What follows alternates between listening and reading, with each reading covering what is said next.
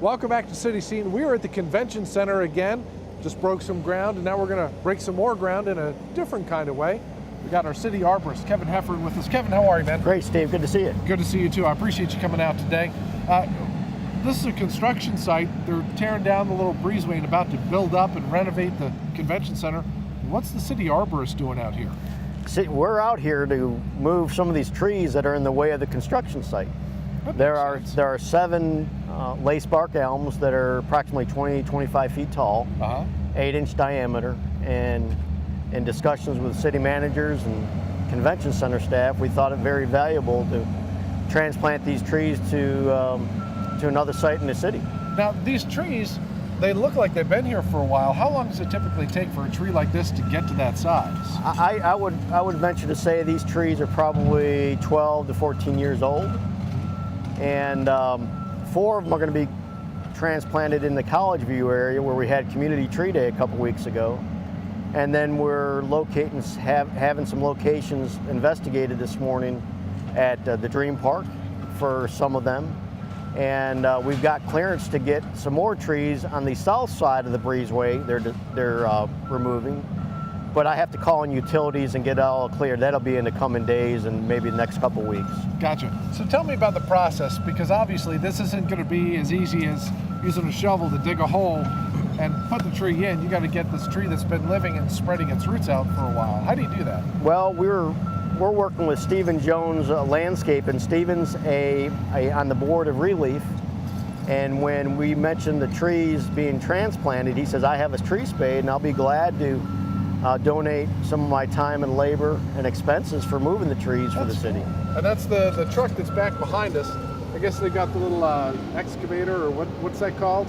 I watch enough Gold Rush, I should know what that's an excavator. We're having to use the excavator this morning a little bit to break the ground and loosen it up because it is in the mid-20s. So the tree spade's having a little bit difficult time breaking ground or breaking the hard pan.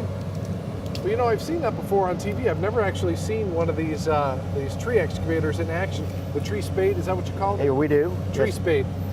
Describe how this thing works.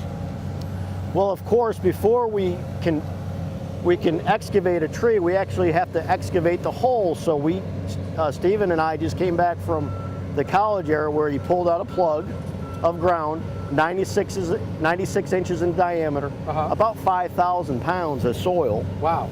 And we dropped that off at Public Works, and he will back up to this tree and align it just correctly, wrap these spades around, and there's 4 spades, and lock them tight, and then each spade goes in a pattern to actually dig out what I call a cone or a core.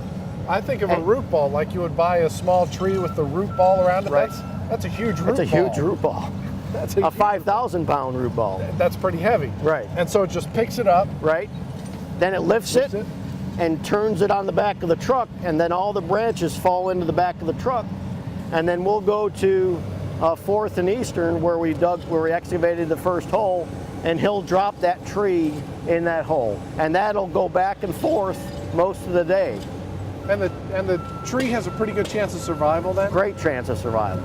This time of the year, you wouldn't want to be doing this in June or July or August, but here in November, December, it's a great time to transplant trees. That's funny. I would think of the warmer months being a better time to plant and replant.